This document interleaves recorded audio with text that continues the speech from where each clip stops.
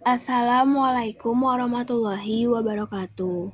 Pada video kali ini saya akan menjelaskan terkait mata kuliah membaca yang diampu oleh Bapak Nur Iwansyah, Magister Pendidikan, yaitu materi tentang membaca sebagai proses berpikir dan bernalar, hakikat membaca, proses membaca, tahap-tahap dalam kegiatan membaca.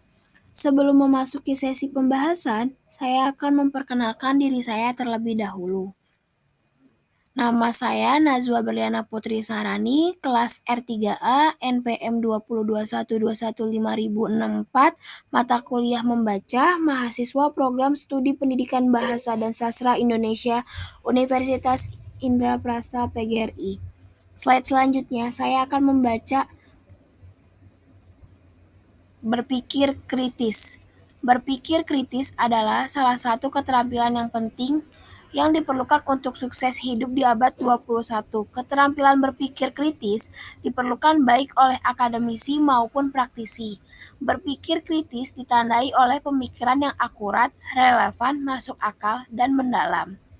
Slide selanjutnya, hakikat membaca menyatakan bahwa berpikir dan bernalar adalah kegiatan jiwa yang tidak dapat dipisahkan dari keseluruhan proses membaca. Ia menyimpulkan bahwa proses membaca pada hakikatnya adalah proses berpikir dan bernalar. Slide selanjutnya, proses membaca. Berdasarkan hakikat membaca yang telah ditemukakan pada pembelajaran sebelumnya, yang dapat disimpulkan bahwa membaca adalah kegiatan menemukan ide-ide baru, menemukan opini aktual, menemukan informasi fakta, pesan yang tersurat, tersirat, dan tersorot. Informasi tersebut tidak akan ditemukan jika tidak ada interaksi antara pembaca dengan teks. Ini berarti bahwa membaca adalah interaksi. Pendengar atau pembicara yang menerima pesan dari teks disebut decoder. Dengan cara inilah proses interaksi atau komunikasi antara pembaca dengan teks terjadi.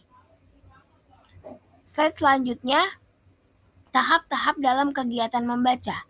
Membaca adalah kegiatan berinteraksi dengan teks dan menerka apa kira-kira isi teks yang dibaca. Adapun tahapan-tahapannya. Tahap pertama, tahap kegiatan pramembaca. Secara umum, tujuan melakukan kegiatan dalam tahap pramembaca adalah untuk memotivasi siswa agar mereka tertarik pada teks. Menurut Ernawan, 1989, kegiatan pada tahun pramembaca dimaksudkan untuk 1. Mengaktifkan skemata pengetahuan siswa. Yang kedua, melatih siswa agar siswa mempunyai tujuan tertentu sebelum membaca. Dan yang ketiga, memberikan motivasi dan rasa percaya diri pada siswa. Pada tahap yang kedua, tahap kegiatan membaca. Tahap kegiatan membaca merupakan tahap yang paling penting dalam proses pembelajaran membaca. Untuk dapat memahami teks secara utuh, siswa perlu menguasai sebagai teknik membaca, mengenali bagaimana tujuan penulis itu dicapai, dan memahami makna teks. Pada tahap yang ketiga, kegiatan setelah membaca. Tahap setelah membaca meliputi kegiatan menjawab pertanyaan pemahaman dan mengerjakan tugas yang berkaitan dengan teks yang dibaca. Pertanyaan dapat diberikan untuk mengetahui apa siswa telah memahami teks dengan baik. Selain itu, pertanyaan pemahaman yang baik dapat menjadikan stimulus untuk merefleksikan apa yang telah dibaca siswa. Reflective reading. Masalahnya adalah pertanyaan yang bagaimana yang dapat memberikan stimulus untuk reflective reading. Untuk menjawab tersebut, kita perlu mengetahui beragam jenis pertanyaan pemahaman. Beragam pertanyaan ini dapat dipilih berdasarkan tingkat kemampuan membaca. Dari pertanyaan-pertanyaan tersebut dapat dilihat tingkat kemampuan membaca yang akan dilatih kepada siswa. Pertanyaan-pertanyaan membaca pemahaman ini oleh Nuttall 1982 diklasifikasikan sebagai berikut. Slide selanjutnya, kesimpulan. Ada dua hal penting yang menjadi fokus bahasan buku ini, yaitu membaca kritis dan literasi kritis. Satu aspek penting yang memiliki kaitan erat dengan kedua fokus pembahasan tersebut adalah berpikir kritis.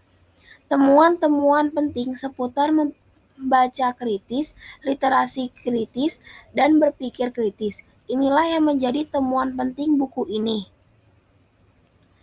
Membaca kritis adalah salah satu keterampilan penting yang diperlukan untuk sukses hidup di abad 21 dan era digital saat ini. Derasnya arus informasi di era digital dengan sistem jaringan bebas dan terbuka untuk menuntut setiap insan memiliki keterampilan membaca kritis untuk menyaring dengan cerdas cermat dan bertanggung jawab. Segala macam informasi yang belum tentu baik dan teruji kebenarannya, pemilihan keterampilan membaca kritis akan melindungi diri dari pertanyaan yang salah, penilaian yang masih dipertanyakan, dan argumen yang membingungkan atau menipu. Hal ini karena seorang pembaca kritis dapat melihat secara cerdas dan tajam segala macam informasi yang diterima melalui pemahaman secara menyeluruh, analisis secara teliti, dan penilaian dengan kriteria yang dapat dipertanggungjawabkan.